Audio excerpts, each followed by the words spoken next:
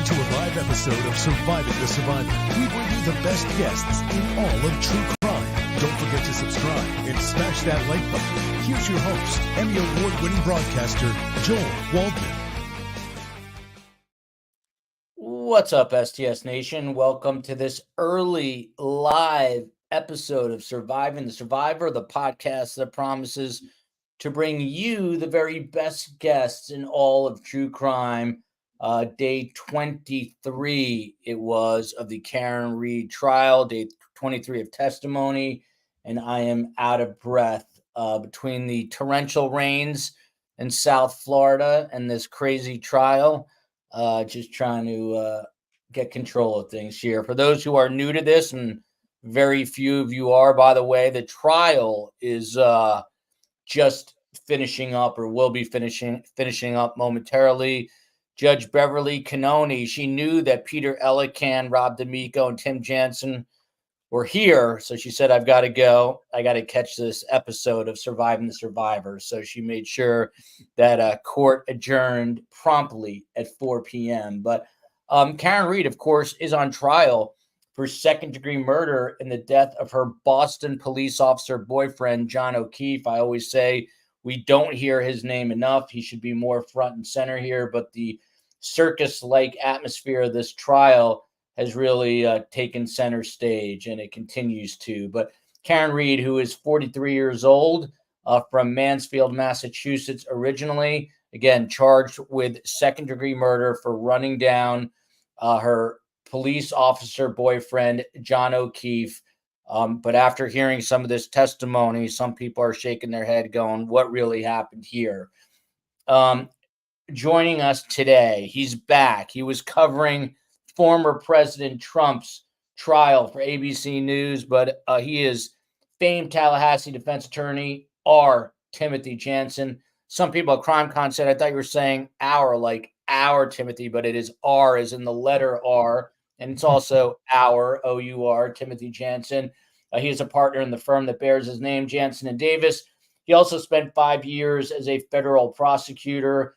And then you've got Peter Elican. He is a Boston-based criminal defense attorney, a bar leader, and on-air expert, a super lawyer in New England. He's written a couple of books, Super Predators and The Tough on Crime Myth, Real Solutions to Cut Crime. And last but not least, you've got Sierra One Consulting's Robert D'Amico, originally from New Jersey. He is in rain-soaked South Florida with me. They just shut down I-95, by the way, because of all this rain. Meanwhile, my wife was south in the Keys and has been oblivious to all this. She just got back and is like, oh, it is raining. Rob worked for the FBI, and he was in the military prior to that. So on to day 23 of testimony. It started off, actually, Peter Elican, with Judge Beverly Cannoni announcing that a juror was dismissed for personal reasons. This is reportedly a white male in his 30s, juror number 9. There's some rumors running around the Twitter sphere that I really don't want to propagate in any way. So I will leave it to myself or you to go to Twitter. But what do you make of this juror being dismissed? I believe this is week 7, if not 6, of this trial, but it is whatever day 23 is. Peter, what do you make of the fact that this late in the game, a juror, according to the judge, was just dismissed for personal reasons?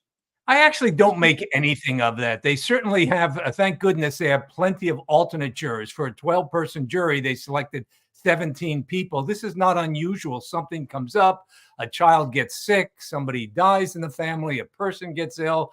There's so many reasons, and that's why you have all these extra alternative jurors. So the fact that we've made it now, we're down to 16 jurors and we're pretty far along in the trial. I think we're going to be fine. We've seen a few scary trials before where they only have, a couple of alternate jurors, and suddenly you're down to nothing. And if somebody had to drop out and you didn't have 12, you'd have to simply scrap the whole trial and start from scratch, which would be unthinkable and nightmarish. And so in this, I don't know that I really take anything under consideration. I do know that I think they said of the 17, 10 were females, and I think 7 were male, and now we're down to 6 males and 10 females in the jury makeup. Yeah, so it is 10 women as far as we are told. This is the last thing I would have guessed Alan Jackson to have done prior to his law degree, but Miss Cece says he used to be in the Air Force as a mechanic. So there you go. Who knew? Would not have been my first guess. Rob D'Amico, you were talking with us before going on air, and you said this should be basically in a training video for every law enforcement officer, what we just saw transpire the last 2 days. What do you mean by that? I haven't seen anything so bad. Everything from the conduct of the investigation to him texting. And we thought, like, when we talked last night, we'd even have the full gamut of his text to his sister and how his sister's talking to the subject and how he neglected to say, quote, the relationship with Kevin. And that he even downplayed it in the beginning. It's just such bad conduct. It is what he said about the defendants horrifying and disgusting. And then the way he conducted the investigation is just so bad. So you put all this into one training video and you can say, hey, this is what you have to not do as a detective or a police officer or an agent. It's all wrapped up into one. Yeah. By the way, Giovanni's Pikachu, following what you're saying, and she added, I think law students would benefit a lot from this case as well. So maybe law students should be watching this also. But Val Vieira here talking about Alan Jackson, he tightens the screws on the witnesses. Tim Jansen, you're a very slick criminal defense attorney. You've been doing it for 38 years. How do you rate Alan Jackson? I thought he did a masterful job. He was organized, but he didn't get caught in his notes. A lot of times people have notes and they just look at their notes and they miss when a witness opens the door to an avenue that's very fruitful. You really have to have a combination of both. Be organized. He had tabs. He knew where he was going to each question. He did listen and wait for an answer, and then sometimes he pounced on it, which was great. Sometimes he got cute at the end when he said you should be ashamed of yourself. When you blister somebody, right, and you know you've impeached him to the point no one likes the guy, no one trusts the guy, and then you go too far. I remember as a prosecutor when I tried to get some 404B evidence and the judge goes, Mr. Jansen, not only do you want to win the war, but you want to take the rings off their dead fingers. Sometimes you go too far. And I think at the end, he might have really upset some of the people by going too far. Yeah, I think you bring up a great point. I think when he went back for the uncross the second time around, you know, he was using all the vulgarity. Obviously, it's an exclamation mark, but it seemed obvious at that point that it was overkill. And I think I even commented, you got to know when to say no. And maybe he took it up, a hair too long. We're going to see. Obviously, the only minds that matters in is in the jurors' minds. But Rosemary Romero, Peter Ellicott, I'm going to toss this one to you. The questions coming in fast and furious already. Is what we saw from Michael Proctor enough to get Karen Reed off? Is Michael Proctor the Mark Furman from the OJ trial of this case? They stole my comment from the show. That was my comment. We'll let you weigh in, Tim, but okay. Peter, go ahead. Okay. I think it's worse than Mark Furman. And this is, I know some lawyers who I really respect say the case is over. This was like a fatal death blow. I would say, we've all been experienced. We've all seen cases turn on a dime when you think what's going one way and all of a sudden something happens. And so I won't declare her not guilty at this point, but I'd say it's pretty close to, this is pretty much a bloodbath here, really. The prosecution's case is in free fall. And again, I want to remind us that this is, we haven't even heard the defense case yet. We've been hearing the prosecution. Most cases, the prosecution puts all their best stuff on there, and the most that the defendants can do is kind of throw pebbles at it and try to knock holes and find inconsistencies. But then it's often you have to wait until the defense goes on that they really get to show their strong points. Here, it's rare that you have a prosecution case that the defense seems to be winning at every step along the way. But this really is a case study that they should show in law schools in every way, that this particular lead investigator is just making the prosecution look terrible. And I'm not even talking about just all the horrible insults and the inappropriate and sex things and making fun of the fact that she has multiple sclerosis or Crohn's disease and all those things that are just so repugnant and odious. But I'm also talking about the fact that his investigation, again, even he revealed today, it was just not very thorough. He decided that the people and nobody in the house was worth even investigating before he even arrived at the crime scene. He kind of, and the defense counsel here, Jackson, even said, so this was cut and dried even before you got out to the scene, basically. But so there was such, and the idea that it's, he was so biased and knew so many people in the house and their relatives and never told anybody about that and didn't recuse himself immediately and said, look, because remember, you don't even have to show that somebody's biased. Just the appearance of being biased would be, not being impartial is enough to knock somebody off. So every step of the way, his investigation is so compromised here and so ineptly done. And he didn't do research he didn't look into certain areas, and he didn't talk about, he didn't even talk to certain witnesses from the house until 18 months later. Every step of the way, it's so inept that the jury's sitting there and they're just saying to themselves, if I don't believe this, do I believe anything in the prosecution's case? And that's really where it hurts. Yeah, I agree with you. I think they're questioning everything now because of this. To answer Coffee Cake, I'm shocked with this panel. Where are the women? We asked a few, and just like in real life, they rejected me. So here you go. Got these three guys. You're stuck with them. We do our best to get a diverse crew on every day, a diverse panel. And today we failed. But you got three smart brains, so we make up for it with brains. There you go. Look at this. Loving the backgrounds of the panelists. One very lawyerly looking there, Elican. One very military and OCD organized, like you'd expect a military guy to be. And then you got Tim Jansen with the mahogany, also the criminal defense attorney look going on behind him. But Tim Jansen. Do you think this is better, worse, or not comparable, since it was your statement about Mark Furman? Well, it's funny because I did commentary. It's the first one I did commentary on OJ case, and it clearly Mark Furman screwed that case up. It gave the jury, and the jury where they changed the venue didn't help, but it gave the jury a reason to feel comfortable with the verdict, and then putting the gloves on. It's not going to be one thing that's going to make this jury go one way or the other. But if you give them enough avenues to think twice about the evidence, like losing the video, the tapes, right? Conducting this investigation where you're more worried about this person's medical and sex and not interviewing witnesses. He didn't know the chain of custody, where the chain of custody was. And he didn't acknowledge that he knew the people that he had let go, not even investigated, and had a possible relationship. Clearly showed, and calling her the words he did, he clearly showed he was not a biased investigator, right? That's a reap for a defense lawyer to say, you rushed to judgment. You're covering for your friends. What did you do that you can tell this jury alleviates that concern?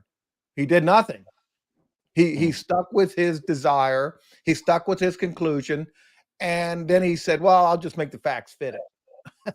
That's what it looks like he did. Time will tell. We'll see. I'm just curious to see how this jury reacts. It's pretty much majority feeling right now, I would say, at least from what I'm seeing in comments and on Twitter, that people feel that Michael Proctor torpedoed this entire trial. But look, I've said this to people who've come at me saying, oh, now you're a conspiracy theorist. No, that's not true. As a matter of fact, I think two things could be true. She could have possibly still done this either on purpose or by accident. And Michael Proctor could be a total inept misogynist, which I think he is. So we're gonna, time will tell, and we'll see how this plays out. Vince Didiana is rubbing it in, saying hello, saying it's 10:15 in Italy's most beautiful city, Napoli. Good evening to all. So he's in an exotic place. Stormcat, I know I've asked you about this, Rob, but what is the deal? I mean, cars these days, this SUV should have a so-called black box. Why is it not being used? Why have we not heard about this? Why are we not getting metrics and data from the Lexus SUV?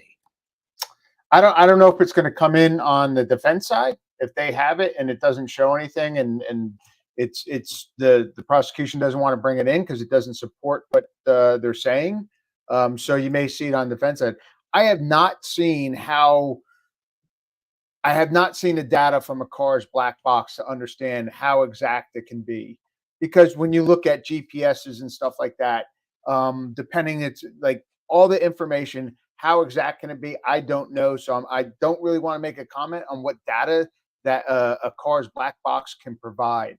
But I think it's going to be, I think it's going to come in if it's on the defense side, if it doesn't look like it. And I think you would have seen it already on the prosecution side if it was really supportive of what they're saying. So again, could it be that that's where the prosecution wants to bring in this solid evidence in the background? I'm not a lawyer, so how he structures it, I don't get what he's doing, because it just seems it goes from bad to worse from what I've seen. So would this be at the end where he would say, hey, this is, with everything that's gone on, it's a bad investigation, but here's data showing exactly what we're saying? It could be one of those things.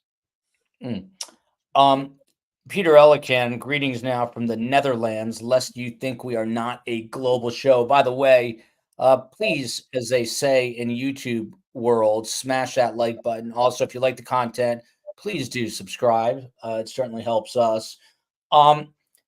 Peter, so Trooper Detective Lieutenant Brian Tully took the stand after Michael Proctor at the very tail end of the day today. And number one, he's high ranking. Number two, he just seems extremely measured, well thought out, kind of the polar opposite to what we witnessed with Trooper Proctor. Is this intentional, Peter? Did they bring on this unhinged lead investigator and then this other investigator to show you, look, there is professionalism here. This guy's got his sensibility. He's not off the chain crazy. Is this done intentionally?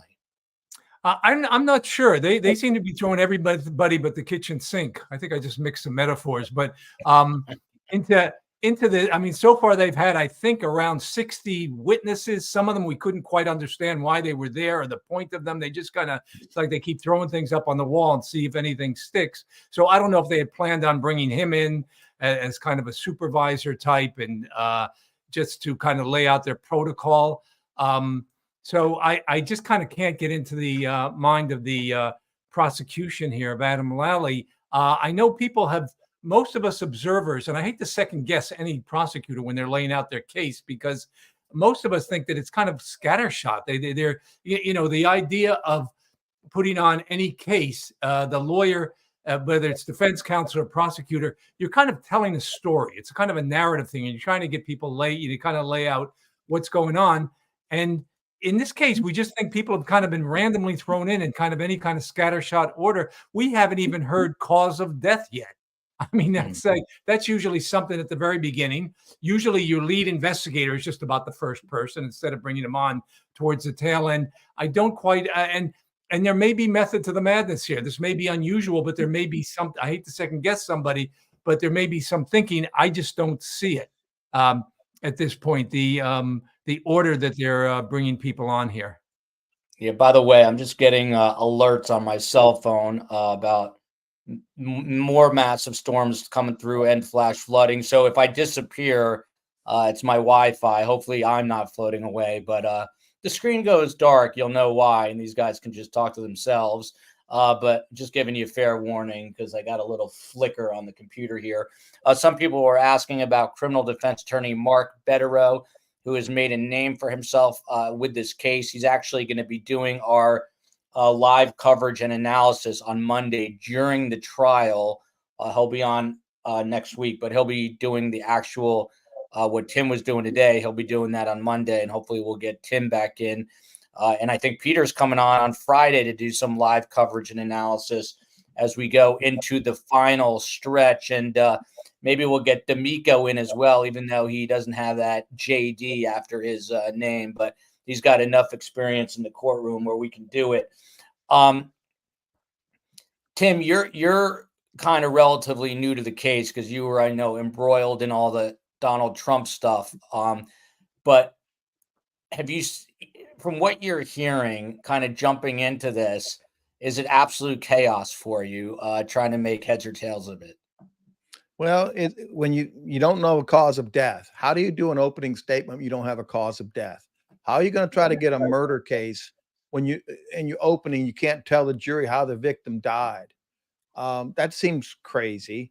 It seems like they're trying to insulate Proctor, brought him in at the end, and then they brought someone to cover for him. But then Tully comes in and says, I reprimanded him and I admonished him, when Proctor said, no, I was never reprimanded or admonished. So you would think that they would know that before they put him on, that their next witness is going to impeach the credibility of Proctor. So I don't know where they're going, and I'm sure the ME usually is in by now. You don't put the ME last. You would put the ME towards the front of your case, so that maybe they're trying to clean up Proctor by hoping the ME can fill in the gaps. I mean, Tim, Tim, is it possible that the ME has some, crazy determination and evidence to go with it that is just going to, blow everyone away? Because everyone keeps saying, well, he has no injuries basically from the neck down. How could he be hit by a car? But I've seen animations, on Twitter and online where it could be that he was bent down at a strange angle, all sorts of different things. But I mean, is there something that they're saving with the medical examiner that is the proverbial exclamation mark for the end of their presentation here? Well, they say he's telling a story. And when you tell a story, your opening should be giving a jury a guideline, what's coming. This is what's going to happen. And I didn't see the opening. So unless the jury was told, by the way, we're going to prove to you by scientific evidence how this person died, why he died. The injuries are not consistent with a reverse backing. I've seen plenty of people killed where they get hit by a car, the shoes come off. They're traveling at a high rate of speed. And certainly at that high rate of speed, they usually impact on the windshield. So if she's backing up and he's bent over and he falls, maybe he hits his head, it would be crazy. But I don't see why his shoe would come off, because the speed was not significant enough to knock him right out of his shoe. And that's not what I've seen in cases I've worked. Yeah, and by the way, Rob D'Amico on this show, and he's talked about it many times, doesn't even think it would have killed someone at that rate of speed. But I mean, Rob, before I get to my question for you, which is about the taillight photo, why there wasn't any taken, what about that? I mean, how would his shoe come off at that rate of speed? I mean, it had to hit him faster than what they say she was going, right? I think so.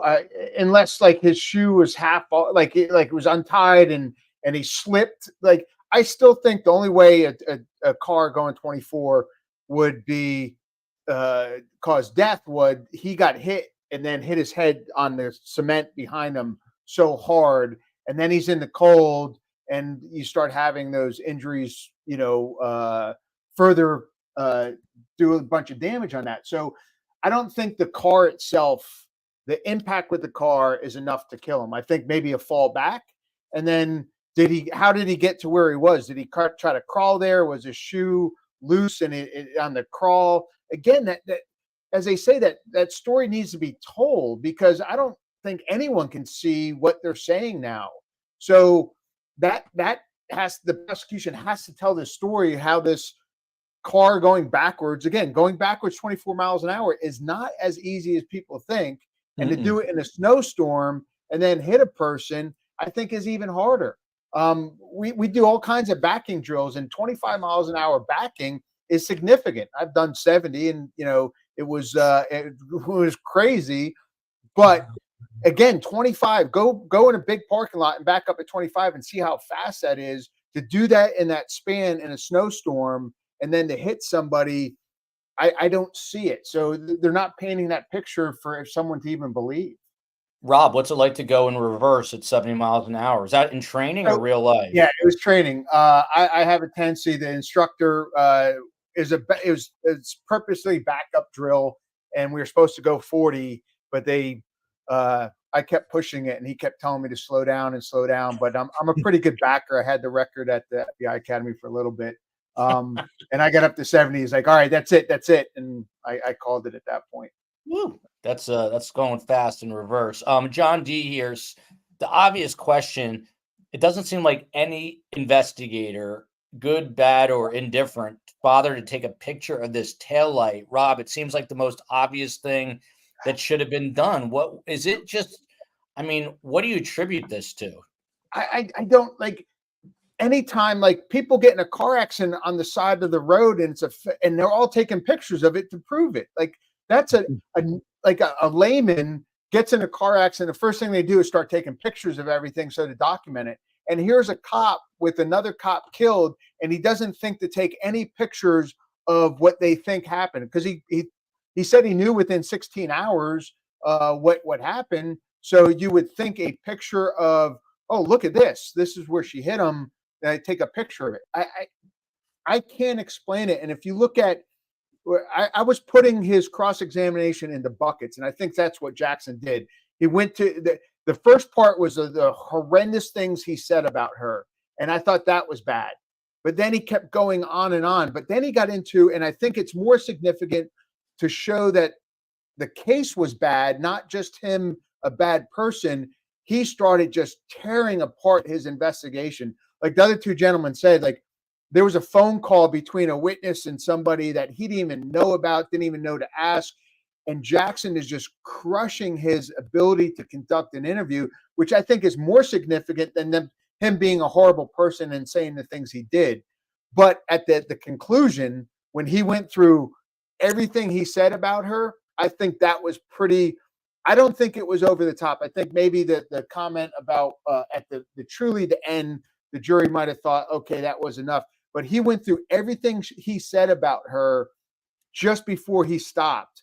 And I think that was pretty powerful, because it then brings it all back. Bad investigation, horrible person. And this is what he ended with, I think was a good way to do it. James from the country, Tim, so glad you're back. I'm glad Elican is here, by the way, to defend me. Gloria Rivera, there's two comments here. This is the first. This is all smoke and mirrors. You think juries are dumb? I'm disgusted that lawyering is this screaming and badgering. I'm disturbed that you can't put it together. I think she's trying to say, look, they're diverting from what really happened here with Karen Reed. I believe that is what she is saying, unless I'm completely wrong. But then, Peter, I got this tweet from Verdict Watch sent to me, and it reads as following. His, meaning Michael Proctor's testimony, does not change anything. His disgusting texts don't change the photo and video of her damaged taillight from running over and killing Officer John O'Keefe. You, in your lives, meaning mine, you have been leaning into the conspiracy. Why, Joel? Why? She didn't say the why, Joel, why part, but she did say why. What I'm saying is I believe that two things are possible, and I don't know either of them, if I'm being honest. Unless, I keep saying this, Peter, and I would like to get your response. Unless you're in the home that night, you really don't know what happened. Is it possible Karen Reed hit this person? It's very possible. Is it possible that this police officer, the state trooper, just derailed the entire trial because of his utter misogynistic and disgusting behavior? That is also possible. And now it is possible that the jury, a la Mark Furman from OJ, could be, basically thrown off the tracks. And the defense is doing, in that regard, a masterful job, because, look, we're all talking about it. But Peter, is Verdict Watch being harsh on me because she says I'm now leaning into the conspiracy? Or do you feel the same way now that everything has been so muddied that it's tough to make sense of what's really gone on here? Let me just preface this by saying I've done something like, just since the trial began, I've done something like 48 interviews on television and the newspapers about this case. And I was doing it before the trial began on this case. But I've been talking to a lot of anchors and a lot of people doing analysis, and they're kind of like me. I like to do legal analysis where I just go straight down the middle. There's good side, good points here, good sides there. I don't want to show any bias. I want to kind of educate the audience. And yet I was saying that I can't help it. I do seem like I think Reed's case is doing a lot better simply because it is. I've never seen anything like this. And I was speaking to, anchors and other analysts about this very issue. And we all say the anchors are getting phone calls like, you're apparently siding with Reed. It's only because all the evidence seems to be in her favor. And again, I think, like I said earlier, forget about the misogynist and making fun of the illnesses and all the sexist talk and all the kind of, repugnant, biased talk of Proctor. I'm just saying the evidence so far has not proven beyond a reasonable doubt that she certainly not murder, that she intentionally tried to kill him. I haven't heard one bit of evidence about any intent whatsoever. But also, there's even questions about every piece of evidence that the prosecution has brought in. For example, the pieces of tail light. As we know, when the body was lying on the ground, they had a number of law enforcement officers and they had all kinds of first responders. The law enforcement officers were looking for any kind of evidence anywhere near the body, and they did 2 investigations of it, and then they even went and got this leaf blower to try to clear, which kind of damages the crime scene, but try to clear. Nobody saw anything, and it was only, and then later on we see her with impact, at some point later on, actually back at O'Keefe's house, and we can see clearly she hit O'Keefe's car with her rear tail light, and then later on, at the end of the day, when it's sort of starting to get dark, suddenly the police come back and they're saying, oh, we see 45 pieces and they're everywhere and we can see them from just driving by. So there's at least reasonable doubt about, is that tail light really originally there? Or does that feed into the defense position that it was planted there later?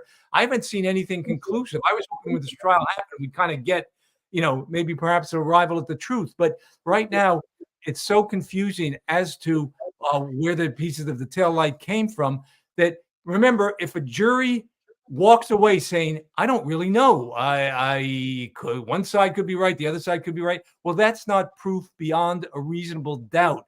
And so if there's any confusion where you don't really know who to side with, then it's not proof beyond a reasonable doubt. Then that's why everything about this trial is so far, including all the evidence that we've heard from the prosecution. Remember, the prosecution has gone first, so they get to put their best foot forward. None of that is conclusive proof beyond a reasonable doubt that she intentionally, ran into him or even accidentally. At this point, at the best, you could say, gee, I don't really know. But keep in mind, we haven't seen the defense case yet at all. We've only heard the prosecution's case, the best that they can put forward. Yeah, and by the way, there was some intimation by ADA Lally that he could be wrapping by as soon as Friday, and hopefully we'll get to the defense side. They're saying the trial should wrap up by the end of June. Maybe we'll get lucky and it'll speed up a little bit. But yeah, end of June? That's what they're saying. Well, first they were saying after the 4th of July, Tim Jansen. Yeah. What is wrong with these prosecutors? Yeah, it's what is the date today? June 11th. That they're saying by June 3rd. I have a feeling it's going to go a little quicker, but we're gonna see now, because I don't really know who the Commonwealth has left besides the ME here. But time is going to tell, I guess. But M. Ryan here, my sister was hit by a car. Both their shoes flew off. Sorry to hear this, M. Ryan.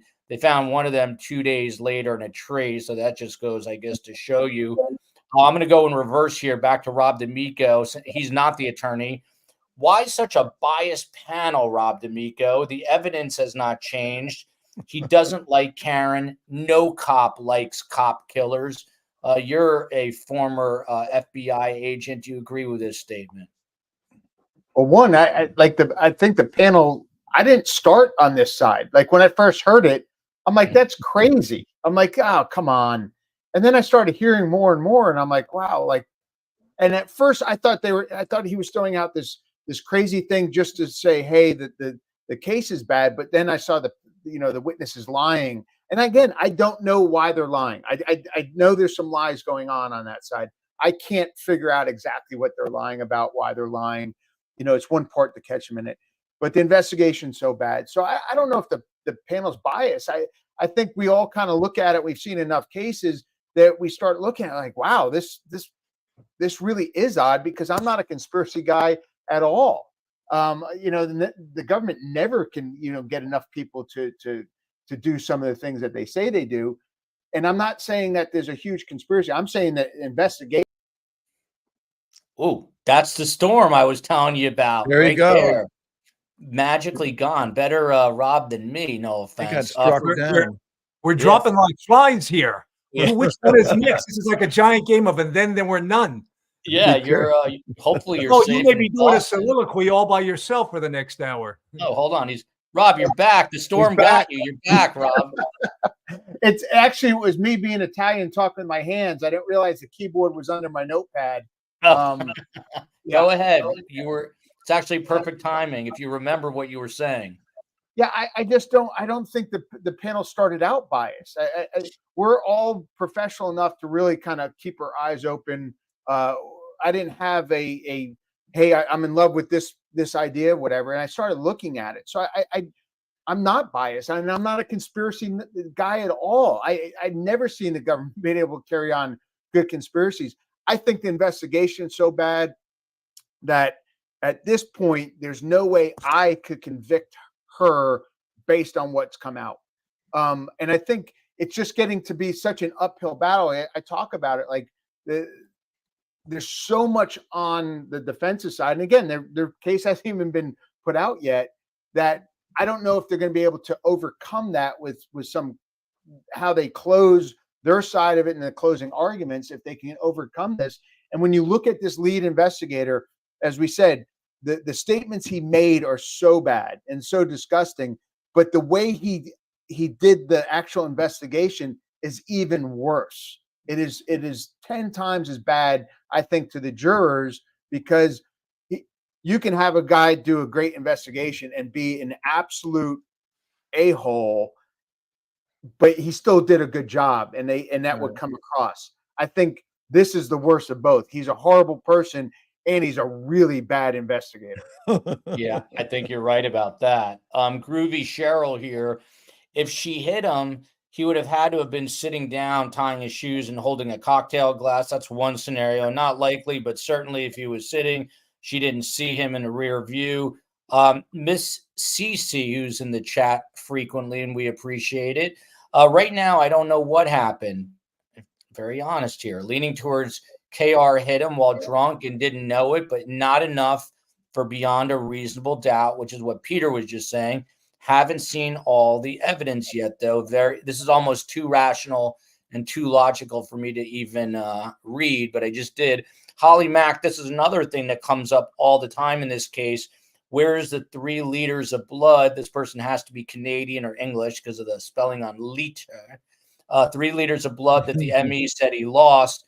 He had an almost 3-inch laceration on the back of his head. Rob, let me just go back to you on that for a sec. So, they're making fun of the red Solo cups, but this blood issue, the 3 liters, is it possible, I don't know, that it, somehow dissolved into the snow that night and they weren't able to get enough of it contained in their Solo cups? What would have happened to this blood? So this is odd. I just thought of it. I'm trying to think what grade I was in, and going down this hill in Wayne, New Jersey, bike had no brakes, and I hit a curb and flipping, and I literally flipped, and I got a depressed fracture in my skull. My skull was like 1 millimeter from my brain. And it, like, my entire sweatshirt was red, and the street walking up was red. And I remember going back like 2 days later and seeing blood in the grass. and on the sidewalk. So one, if it's snowing, you're going to see blood, even if it's covered up and if it starts melting and stuff. But where you thought that blood was, you can then pull up the dirt. There's still going to be, with today's science, be able to find blood and dirt from where it was, and it's going to stain it a bit differently. There's all kinds of lighting and stuff that they use to find it. Again, if they called the bigger agencies to come in, the Bureau would have sent an evidence response team that, what I can't believe in the crime scene, though, is they closed it down, 3 hours later, and then they decide to go back every day to see if they can find more. Like, well, what prevents anybody from coming and throwing taillights there? Not even these, like, how can you close a crime scene that quickly and then say, hey, go back every day and see if you see more? I can't even believe that came out of investigators' mouths. Rob D'Amico, between the bike story and backing up 70 miles an hour, you're the perfect candidate to be an FBI agent. I can tell you were one of those guys that slid on the concrete into home plate during kickball. I know you were one of those guys. Oh, absolutely. You got but you go back to like Wayne and we grew up, like we played mob on the playground. So I'm not even going to go into there. If you want to play kickball, you had to pace us, and yeah. Love kickball. Jimmy McNutty, who's openly very pro-Commonwealth here. The state still has technology data coming, phone locations, and the Toyota, all after the medical examiner. So maybe this will end in August and not July. We'll see. Tim Jansen, so Michael Proctor on the stand today, the whole issue of the medical examiner came up, and it turns out that Proctor texted another one of his trooper friends saying, of course it's undermined, meaning the death determination here. Speaking about the medical examiner, he says she's a whack job. And then Alan Jackson asked him about it. He says it's a sarcastic remark I made. And Alan Jackson asked Michael Proctor if he's ever had a previous undetermined murder case. Michael Proctor says, I don't feel comfortable putting a number on it, but it's not a lot. And then Alan Jackson says, you indicated in another proceeding in a federal case that it was never, that he never had an undetermined case. So he's kind of catching him here in a little bit of a white lie. Smart lawyering here. It's not a white lie. It's a bald-faced lie. It's a big lie because it goes to his credibility, his experience, and the text messages saying she's a whack job. She's a whack job because she disagreed with his investigation and she didn't go along with what he did. You asked, why did they close the crime scene so quickly? Rob did. Well, who was in charge of the crime? Who was in charge of the investigation? Proctor. Who would have said it's clear to clean it? It would have been Proctor. Doesn't sound like the supervisors did. Proctor really is a problem in the case. And I haven't seen the whole trial, so I don't know the other evidence. Now, is he going to be a pimple on this case? Or is he going to be a whole cancerous tumor to this case? Now, the jury's listened to the evidence, and they're going to see he died somehow. He got hit by a fight, or he got hit by a car. The damages are not consistent with getting hit by a car. The damages are consistent if he got hit by a punch and got knocked out and laid in the snow and died because he had no injuries below his neck, right? I have a hard time believing the whole shoe thing coming off, because the cases that I've seen where the shoes come off, it's a high impact contact with a car, and your body leaves the shoe.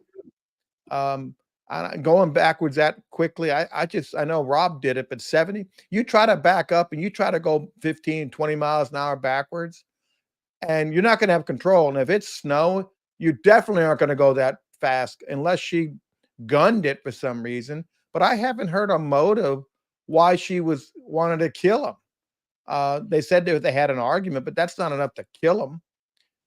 Yeah. And on the flip side, there's really no motive on the other side, but there's allegations or hints that we can get into in a minute on that front. Rob, I have you muted just because there's always a little funky audio glitch when we have three people on. I'll unmute you. Don't worry. I'll unmute you when we get to you. But Peter, by the way, I'm surprised that you've not done 4,800 interviews. I was surprised to only hear 480, but only 48. Can you explain this? Because I honestly am all spun around when it comes to the federal investigation aspect of this. June wants to know if someone can explain it. Are you able to? Not entirely, because they haven't really revealed it to us, other than we heard there was leaking going on. First of all, they started this federal investigation, which is very rare. I mean, they were looking, there were so many reports about bias of law enforcement and improper conduct of law enforcement and the prosecutor's office that, and keep in mind, people are always complaining, calling up the U.S. Attorney's office and saying, I hate my, the police are, incompetent, or the DAs are on the take or something. And those aren't taken seriously. This time, they not only did they hear enough, that it's very rare that they actually call a grand jury, and it's still ongoing. I know the judge is not allowing whatever information so far that the feds have come out with. We did hear, trickling out there that, first of all, they had 3 different experts or something, the FBI, to see when one of the people in the house texted that, how long does it take a person to die in the cold, at 2:27 a.m.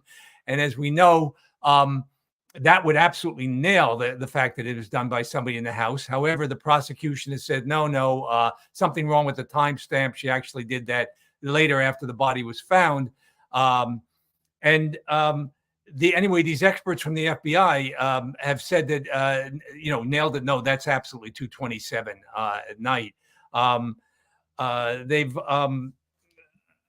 think there was some, I just blanked out a second, but there were other, bits of information that the feds have come out with that we're not able to hear and see. But this is kind of a parallel thing going on, but you usually don't have a grand jury and people being hauled in when, just on rumors or certain people are complaining. You really have to have something really nailed, very cold. Oh yeah, the other thing that supposedly came out of the federal investigation is that they did come out, they had experts, and they said the injuries are inconsistent with being hit by a car. So again, we'll see what the defense can come up with. They'll have their own experts. We haven't even heard from them yet. So we'll see if they can come up with everything that they have promised. But we don't quite have. I know that both the defense and prosecution did get information from concerning the federal investigation, but they're kind of have to keep that under wraps at this point. They were not allowed to state most of it publicly. So we are in the dark about some Isn't that how they got his text messages of Proctor's through the government as Brady material? Have you heard that? I hadn't heard it either way. I Okay. don't know. It very well may have been gotten that. Britt K here. Tim, this is for you, and then we'll get back to Rob in a minute. Wonder what, if anything, Brian Walsh's lawyer. So he's the man accused of murdering his wife in Boston. I think you may have done a show on this a while back, Tim. But Michael Proctor is the lead investigator on that case. If you were trying this, you're a defense attorney, and you've got a house up in the Cape, so it could be you. Yeah. What would you be doing right now for your client if you knew that this is the same lead investigator? God, it reminds me of that movie Animal House, when the kid's sitting in his room and the girl falls out of the roof, falls on the bed in a Playboy outfit, and the kid looks up and goes, "Thank you, God." You all, of course, you don't get those, but when you get them, it's fabulous, because the government knows now they've got a problem. It opens the door to so many angles for your investigator to investigate. Credibility of a witness is important in any case. The credibility of the lead investigator is the most important credibility of witness in this case, right? What he did, how he did it. So not only have we proven that he's a terrible person, he's basically an ass, and what he said about her showed he was biased. And then you add on an incompetent investigation. And then he lied at trial. I contend he lied at trial. He was caught lying a couple times. How can you trust what he has said or done? And it doesn't seem that they have an ironclad evidence, a witness, how he died. And if you add in someone was texting at 2 a.m., how long does it take freeze that's really compelling evidence. If that was done before the body was found, that's really compelling evidence. I'm listening to the thunderclaps overhead. Back to sorry, Rob, I'm getting to you, I promise. But back to Peter, this is more his world here. Please explain, Peter, why would the Commonwealth bring this to trial and expose the behavior of the government here? Why in the world? I mean, they had to know what they were walking into to some extent. I guess maybe they didn't realize it was going to be this ugly for them. Yeah, and I can't really get into their heads. I know that we lawyers here in the Commonwealth of Massachusetts are talking to prosecutors all over the state and other counties, and they're all asking the same thing. They're kind of scratching their heads that they didn't really have this nailed down. I think some of it, she may have been charged, and some of this, the investigators' jobs that behavior that has increasingly become revealed, that may not have all been known, but it seemed like there was a real rush to judgment. And particularly, one of the charges here is not just manslaughter, like she happened to hit him or, hit him in a moment of emotion, but it's second-degree murder, which is a life sentence here. We haven't heard 1 iota, 1 inch about showing that she intentionally tried to kill him or had planned it in advance or something like that. We just haven't heard anything at all. So everybody sort of keeps asking these questions. And that's why when people talk about what a highly publicized case this is here in Massachusetts, seems like the whole state is riveted. I can just tell you anecdotally, it's not like people are divided 50-50. It's like, I would say probably 85% think that there are major problems with this case. And I think that's why it's got so much publicity, because I mean, we've had bigger cases in Massachusetts, but normally they're not that controversial. For example, the perfect example I always give is the marathon bomber case. That was, 3 people died, loads and loads of people, dozens people are maimed forever. But that case, we were all in lockstep. Yeah, it's clear he did it, and we all hate him. And so there was not like both sides, and that's why this one, though, just the way the evidence comes out, I think that's why the public just keeps asking questions. What's going on here? We want to see what the prosecution has. Show us your stuff. So far, as I said, it's the prosecution's case where they put their best foot forward out. The defense hasn't even gone yet. And so far, they have not sealed the deal. And as I always want to say, I want to hedge my bets. We have seen cases before where it's all looking one way, that somebody's guilty or somebody's absolutely going to be found not guilty. And all of a sudden, at the last minute, things change. So I will not predict the result of this case. I'm just saying at the moment, on points, defense is way ahead, and that can always change.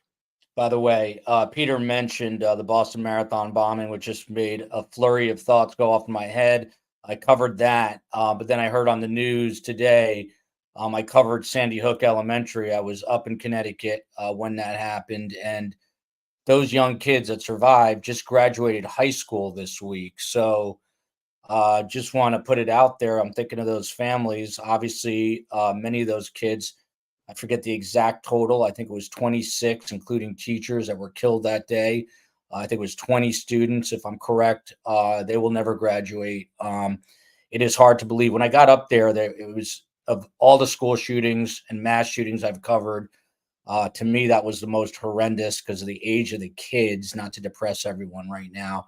But I remember a couple of reporters were crying, and I just get numb in those situations. But they said, I didn't have kids at that time, and they said, when you have kids, you'll be crying too. And now that I have kids, I understand exactly what they were saying. So our thoughts, our prayers, whatever you do, they go out to the people at Sandy Hook Elementary. So this super chat here from KMR. Too bad Proctor didn't go into the house. Would have answered the question about the new basement floor already recently remodeled and the dog now in Vermont. He just didn't want to look at anyone else. Then Robin, appreciate all your hard work. Rob, I wanted to get back to you. Michael Proctor, during the course of this day, basically admitted he was kind of cornered by Alan Jackson into admitting that he and Kevin Albert were drinking in their cruiser, of all things, and he left it. The other guy left his badge thought he left his gun. I mean, this is like the Keystone Cops. I don't know if it's, a secret among law enforcement, but that's a big no-no to leave your badge in another guy's car because you're drunk, isn't it, Rob? I mean, again, this just paints such a bad picture of the law enforcement agency here. Oh, let me unmute. I got you. My bad. There you go. Hey, so I literally grimaced when that line of questions started going out, because at first he even got caught saying he really had a relationship. He wasn't friends with these. He said loosely, and then all of a sudden, well, wait a second. You went drinking. The text on the 19th, I think, whatever the date was, and he had to literally pull it out from him that he was on a cold case with Kevin, and then they went drinking, and then from the drinking, we had a couple beers, and we drove home. And then it turns out like the text, and he had to know it was coming. The text about, I found your badge in my car. And then him asking like, did my gun happen to be there too? Like, it is so bad. Like, again, like in the Bureau, if you use your government vehicle, even out of route on the way home to get like groceries, and it's not on your way home, that's 30 days no pay. And then when you start talking about drinking with it, and then on top of it, losing your badge, your gun, and all of this in a case, I was literally just cringing. But I also thought the way that he got to that at first, talking about the friendship and said, well, didn't you tell the ADA you didn't have a relationship or friends with the two families? And he said, well, I didn't have a relationship with the McCabe's, but you said that for the Alberts too. Well, no, I was like, he broke it down and got him to admit he was lying about that. And he didn't even talk about Kevin. And then he threw that hammer on him at the last second. And they talked about this drinking thing, which again shows how unprofessional it was. Oh, I had a couple beers, but you had a guy in your car that, of course, he didn't admit he was drunk and driving, but your buddy lost his badge and his gun. That's what kind of night it was. It was just so bad. Yeah, you never want to lose your weapon. Rob, you can tell me if that's ever happened, not to you, but your buddy's offline. I don't want to. Well, you remember the case where the FBI agent did the backflip on the dance floor and then went to pick the gun up and it went off and shot someone. I vaguely do remember that. And like I've heard some horrible, like the horror stories of it, knew an agent who left their gun bag on a plane and then it disappeared. Like it's just a gut feeling that you don't get over. What happens to you at the agency if you lose your gun? What happens? So it's a minimum 3 days off, depending on the circumstances. Like there's one guy, he was in DC and he left all his SWAT stuff in the car. There was a FBI SWAT truck stolen at a hotel. They're deploying for some op, just some bad stuff. And so there's now really strict things about how you have to lock your trunk and other things like that. It just, people don't understand, like when you carry a gun, it is a responsibility above and beyond type of thing. Like when I had little kids, all my kids knew to never touch a gun. But when they had their friends over, I actually had, when I lived in Virginia, like a 300-foot driveway, I would put my guns in my work car, lock them in the trunk so that none of their friends could come around it, because the way I kept them. But I knew my kids had an understanding for it. But yeah, when you lose a gun and your badge drinking, that's I can't even say what that's like because I've never done it.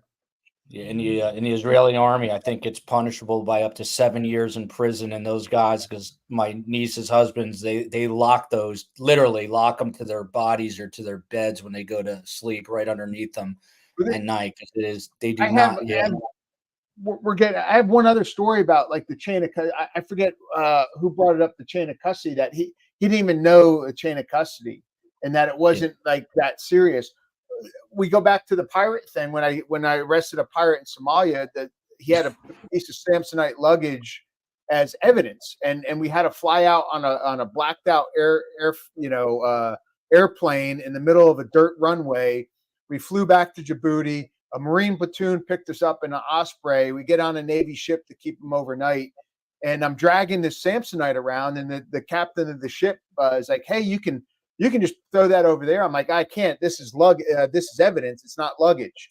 It's the subject's." And he goes, "Well, you can just throw it in a room." I'm like, no, I can't, because I can't lock the room, so I can't testify someone else hasn't had access to the luggage. So I dragged it all night up in there. If you've been on a Navy ship where the stairs go up like that, this big Samsonite all over. It's sitting in the wardroom. I'm eating with it, and the Navy captain looks. He goes, "You actually take that stuff seriously, don't you?" I'm like, "Yeah, because I got to testify in court that since I've had this bag, it's either been in my possession or my teammate Brian's possession until I turn it over to somebody." Like, yeah, we take it seriously. But that, again, that was a mentality. But here's a cop that's lead investigator. He doesn't even know his chain of custody on anything. Yeah, well, Trooper Proctor, you could take some lessons from Rob D'Amico. Carm, I might not be a real man, but I hang out with them now. So there you go. It's the closest next best thing. Tim Jansen, this is from Luchi Czar. Again, lest you think we are not a global show. Listening all the way from South Africa, we've got Mish Cavernos in Cape Town. I know she's a regular. We are used to corruption in Africa, Tim. This is disappointing because we look up to the United States justice system. On a serious note here, Tim, the world is watching this trial. I think it is fair to say that. And it's a disgrace the way law enforcement has handled this. I think it's fair, at least this one officer, this one trooper. You know, how important is it to show the rest of the world that we do in fact have the best judicial system anywhere? Well, it is important. And I know when we were doing the show today, a lot of people were upset the way Jackson was cross-examining this witness. And I reiterated then, he has a right to cross-examine. He's defending a person's life. He has a right to cross-examine every question he thinks is pertinent. Every time he lied or gave a misstatement, every time he screwed up the investigation, that lawyer would be not doing his job if he didn't point it out. Now, maybe Proctor isn't a co-conspirator. Maybe he's just friends with these cops. And maybe he was told a story. And maybe that room or that floor being replaced. And maybe the fact the dog was moved. They sold the house. And there's no video. And video's missing. And someone's texting at 2 a.m. Maybe something happened in that house. And Karen left. And these cops put together something to frame her or at least alleviate suspicion on them. Why would they say they want to get somebody a gift? You don't give an officer a gift. And any officer or detective on a case says, my wife wants to give you I want to give you a gift. And you say, give it to my spouse. That's two wrongs. Officers shouldn't be taking a gift. And the people offering the gift wouldn't give a gift unless there's a reason for a gift. There just seems to me when he said something stinks, I think that was true. I think when he got there, he knew something smelled and he didn't want to uncover what he smelled. It didn't add up to him then, but now he's gone a different direction. You know, people type things and say things at the moment, and they usually meet him. That's why they call excited utterance, right? You say something because it's what you're thinking. A text message could be an excited utterance also. He said something stinks. Now, it wasn't exactly right at the moment, but he was right. I think something did stink, and I think he didn't do anything to alleviate that stench. Yeah. Robert P. Coming to the defense of the United States, saying the corruption BS is being embellished in this case. Cheryl J. says, Peter says the sides are 85-15, but unfortunately there are people that think she is guilty, but keep it to themselves so they don't get attacked. I mean, I've said it. I still think she could be guilty. I still think it's definitely a possibility that she hit him either intentionally or unintentionally. I just don't think anyone knows, and I don't think what we've seen in court so far is enough for the jurors to say beyond a reasonable doubt that that's the case. But one of the things, Peter, that did come up today is motive. The prosecution, the Commonwealth does not have to prove motive, but here the defense said, and this is Alan Jackson, and this is a paraphrase here, said that you became aware, he's speaking to Trooper Proctor, and Alan Jackson says you became aware that Brian Higgins had motive. Michael Proctor says, absolutely not. Are you aware, Alan Jackson asked, that Brian Higgins sent John O'Keefe a text message coaxing him to 34 Fairview Road? And then the judge said, look, I'll see you at sidebar. To be fair, this is my personal opinion, I don't think there was enough there that we know of that would have triggered Brian Higgins from everything we saw that night to have enough hatred towards John O'Keefe or enough love for Karen Reed as there being motive to kill him. But when you mix alcohol together, I guess anything can happen. You could say the same with Karen Reed. She could have been, and they looked kind of like they were getting along at the Waterfall Bar and Grill. But I've seen women flip out on the dime. I've seen men flip out on the dime. Maybe that happened too. But Peter, was this good lawyering that he brought this up today in his cross of Michael Proctor, saying there was some motive there, that Brian Higgins, was upset or had some beef or wanted John O'Keefe to come to the house? Again, this may be fleshed out when the defense actually gets put on their way. They may have all kinds of evidence towards this that they can't bring out yet because it's really the prosecution's time to bring evidence. I haven't seen motive on either side really nailed down at all. For example, the prosecution tried to bring up the fact that, one time Karen Reed got mad at O'Keefe when they were in Aruba because she thought he had kissed somebody else. So they said somebody saw her yelling that time. And then another time somebody said they saw an argument or that they weren't getting along. I don't know. That's a big stretch between couples. I mean, we all know couples get into arguments, not the best of couples. And to say, well, that's a motive for murder. And even if they weren't getting along, I mean, they could have just broken up. This isn't one of those cases even where it's a married couple and somebody's got an insurance policy on the other person, or we're going to have a big battle about child custody, so I'm going to kill the partner, or, I want to keep the house and all the money. And there's nothing. They were boyfriend and girlfriend. They had, he dies. She doesn't get anything. And so there was we haven't seen any motive. And again, like you said, the prosecution does not have to prove motive. The jury usually is listening for it, though. And the other thing is, on the other side, I think they tried to bring Higgins was having a flirtation with Karen Reed, and could all these drunken guys been in the house and they got into an argument about it, and somebody hit somebody or punched somebody, and then through a fluke, somebody hit their head or the punch killed them. But they may try to flesh that out, but I don't think they'll ever be able to nail down that kind of a motive. And additionally, I think there was some I think the defense is going to bring up some problems that another person in the house, Colin Albert, had some kind of beef with O'Keefe. So it's really, really hard to it's going to be really hard to nail down. Yeah. Here's Ned Smith. Speaking of STS singles, I have to set up Ned Smith with Steve Cohen. This is something Steve Cohen would say in the immortal words of another Jackson, Michael Jackson: one bad apple, don't spoil the whole bunch. Steve Cohen and Ned Smith, a match made in heaven, Tim Jansen. They are. Tim Jansen, by the way, and this is important to keep in mind, KR never accused Higgins of doing it.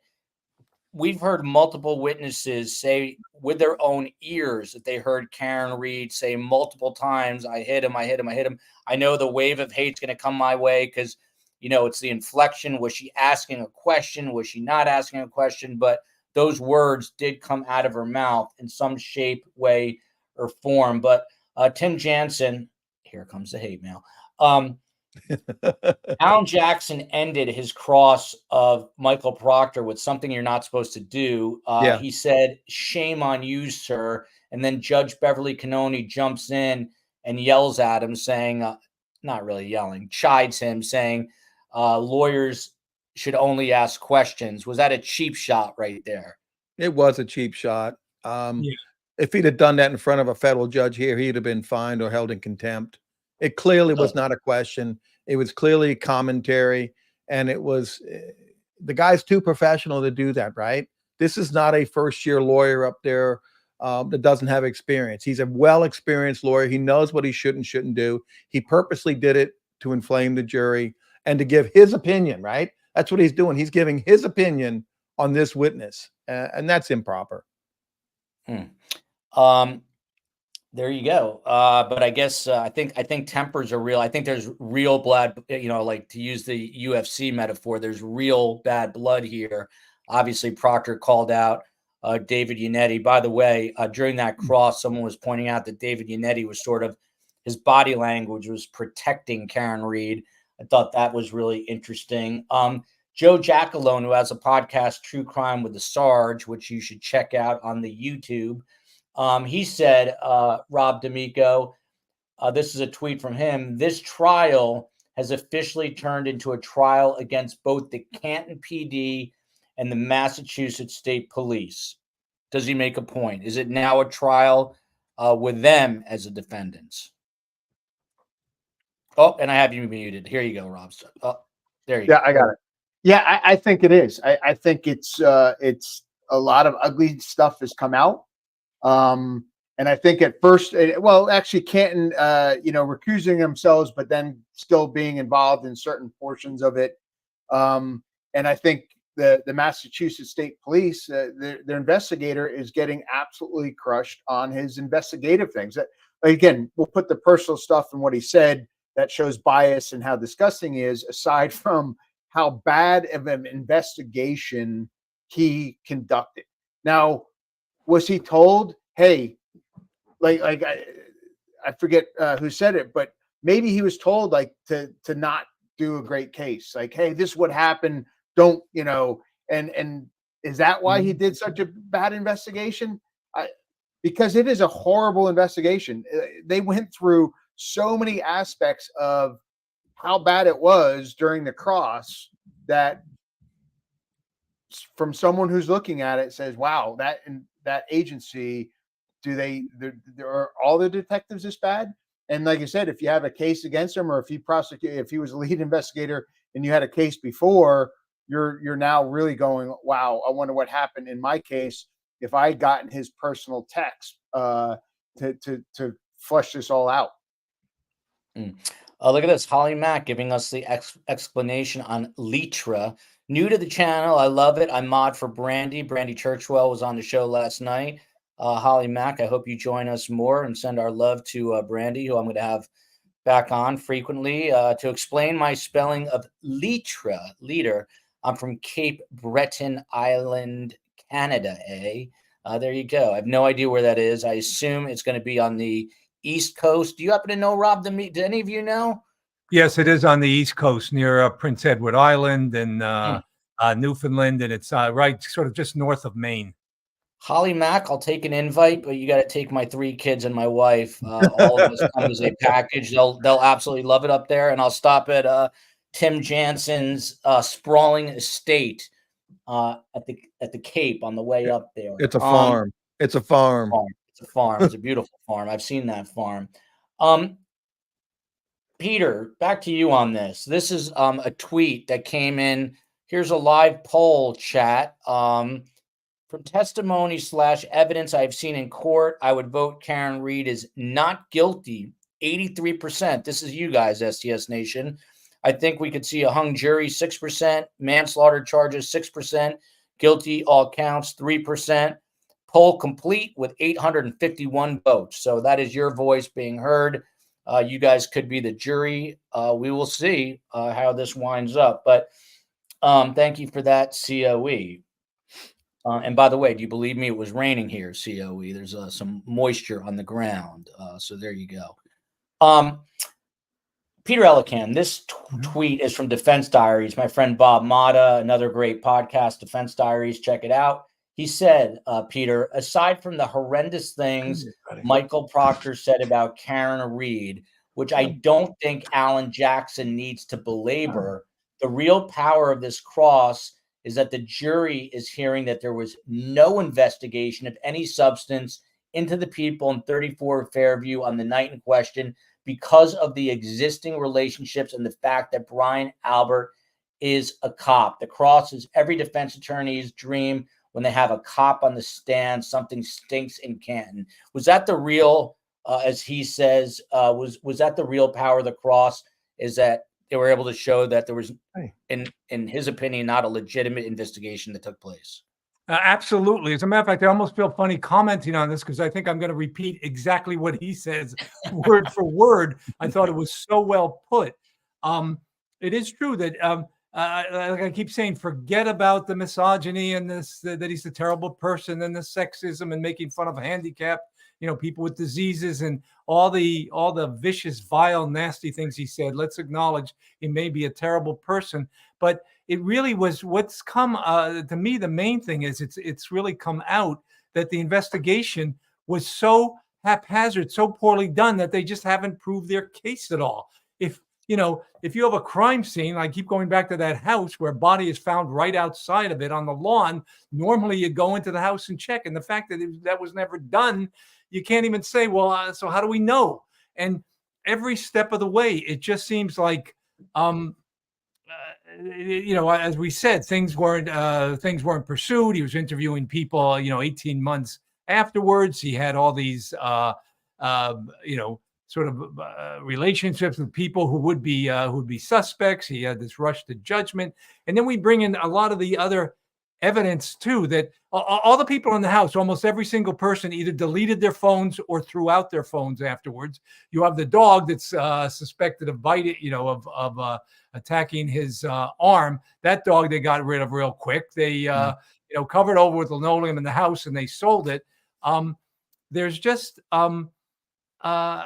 it seemed like every step of the way, whatever the prosecution introduced some evidence, the defense brought up reasonable doubt and were able to knock enough holes into it. So if somebody said to me, am I absolutely 100% positive that she wasn't responsible for backing into him?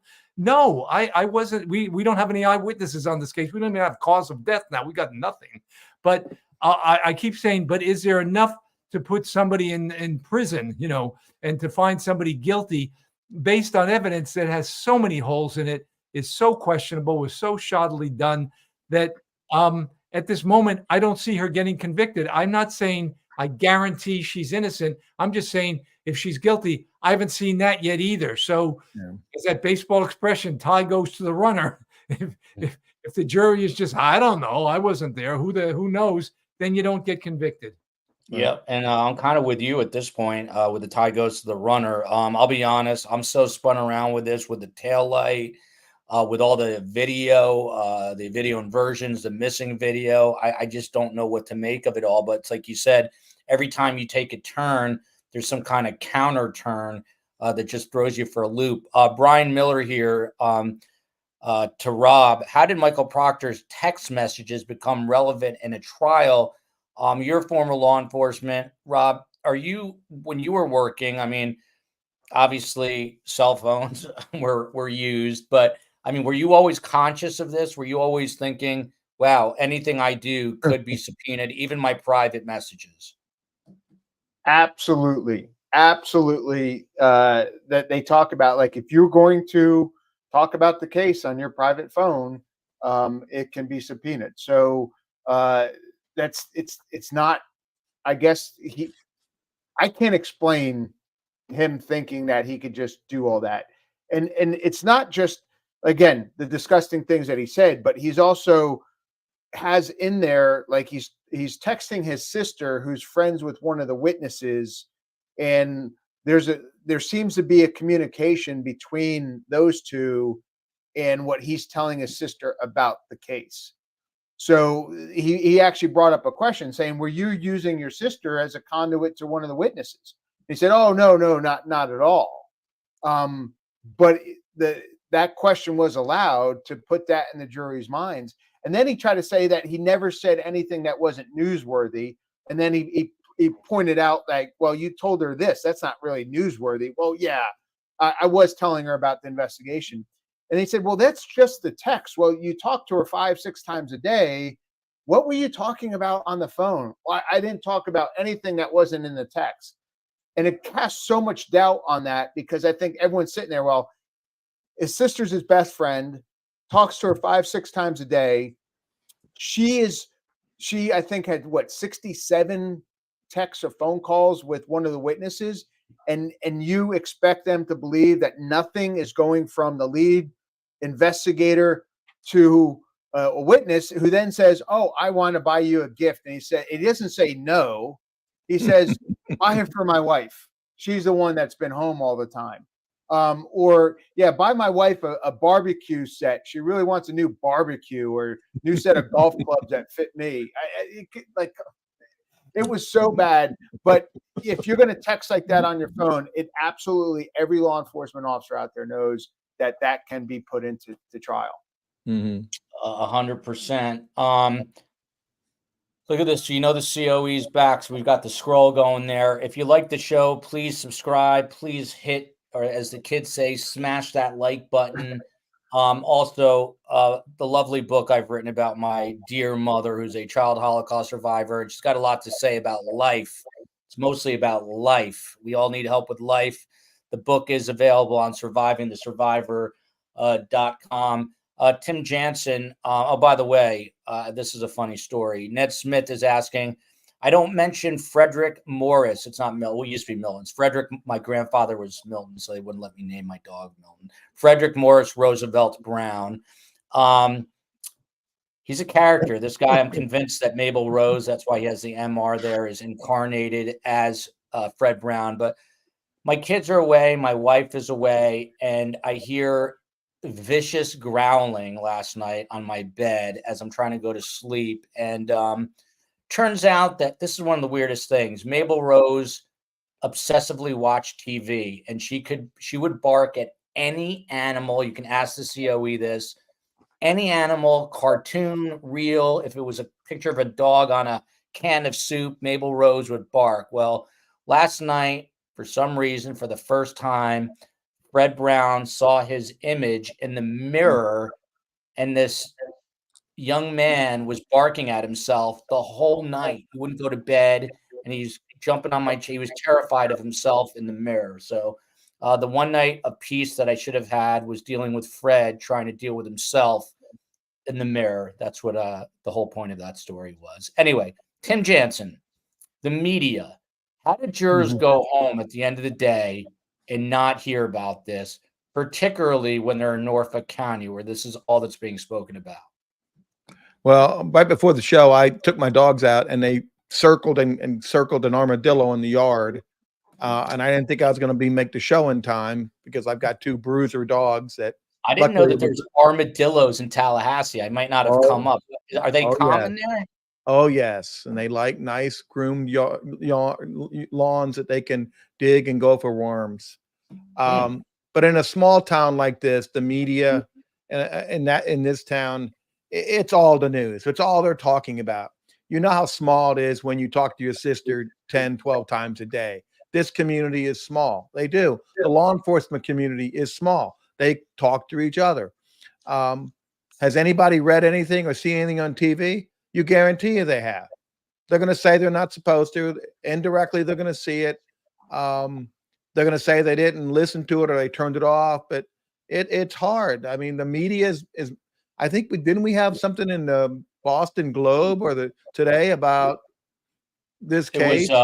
It was the Boston Herald. Herald? It was Boston Herald? Massachusetts State Police. Yeah. About basically Proctor, right? I tweeted that. It's a cover photo. It was in the Globe also. I was quoted in it. So they did something just about basically, are the police on trial here too? Yeah. So they see it. They see it. And whether it affects them, will they be honest enough to say, I've seen something I shouldn't have seen? That's up to the juror. But I think jurors, for the most part, do the right thing, and they want to get the verdict right. And as we sit here now, this trial's been going on for 6-7 weeks. We don't know how he died. We don't know for sure that the investigation is clear enough to show it beyond a reasonable doubt. The highest level you can have in our system that we talked about. It's just not at this stage. They don't have it. And it's not tie goes to the runner. The runner doesn't have to do anything. The runner doesn't even have to run the first base, right? He can just sit he can sit there in the dugout, which I'm sure she's going to do. The government has not, what I've seen so far, proven beyond a reasonable doubt.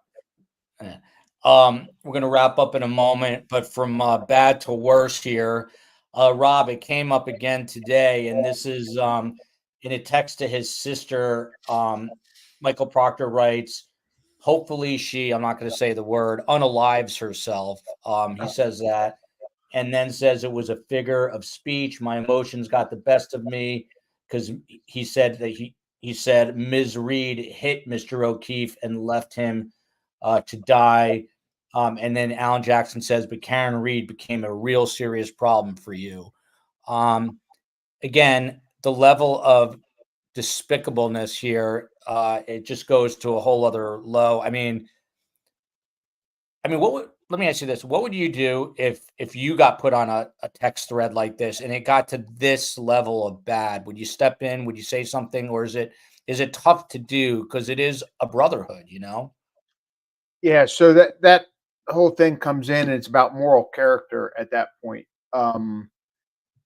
Where you have to, you got to stand up, and it's one of those things that it's tough, and in the world of police and being an outcast, like anyone who turns someone in for whatever, it should be rewarded. That, like, hey, you're trying to rid your police department of someone bad, but it's not always taken like that, and it's moral character, being able to stand up and do the right thing. Maybe you don't go to the supervisors and say, hey, but you have to say something. You got to get taken off, take me off that thread type of thing. And trying to talk to him. He may have, it is tough. I'm not going to say it's easy, but you got to have moral character to do what's right. Yeah. And I hope more people do that. Valley Girl 25 here. Again, I love this panel, even though it's missing a feisty profiler who thinks she's guilty. Woohoo. I spoke to Dr. G. Dr. G explains he's done videos. He analyzes behavior. He says that Karen Reed is guilty. He's taken a lot of heat for it. I still want to get him on the show. We just haven't been able to get him on the show because we've both been super busy. A final thing here. This is a tweet from True Crime Gal. I'll throw this one to Peter. Trooper DeChico was taking notes while watching Ring videos from John's house and noted that Karen came home at 12:41 a.m. That video was later missing, meaning someone deleted it. So, Peter, this is just, I bring it up because we've got the video to Sally Port being inverted. I think the thought with the Ring videos that Karen Reed herself could have deleted it because it could have incriminated her, or someone else deleted it. But again, Peter, at the end of the day, all these missing pieces of video, videos that are inverted, does it just go to confusion and reasonable doubt? And is this exactly what the defense wants? You took the words right out of my mouth. It's this is just, we have like endless, this is like building blocks. There's just point of information after point of information. There's deleted things. There's thrown out things. There's no chain of custody or little chain of custody at times. We just keep for every single thing that the prosecution brings up. There's questions about the professionalism and the accuracy of it and what it could mean. And that's why, again, I guess now I'm starting to sound like a broken record with this reasonable doubt, though, is just it's a real high standard. As you know, I always tell juries it's kind of different than a civil case when you have preponderance of the evidence. It's like if you're like a balancing scale and 51% of your gut tells you one thing and 49% says the other. In a civil trial, you get to 51%. But in this beyond a reasonable doubt, that's pretty. It's not beyond the shadow of a doubt. It's not perfect knowledge, but beyond a reasonable doubt, which is kind of a vague phrase in itself.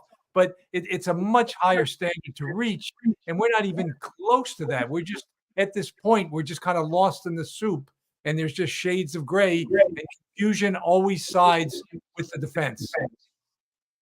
There you go. Final thoughts now. Robert D'Amico, former military man, retired FBI agent, now the founder, head of Sierra One Consulting.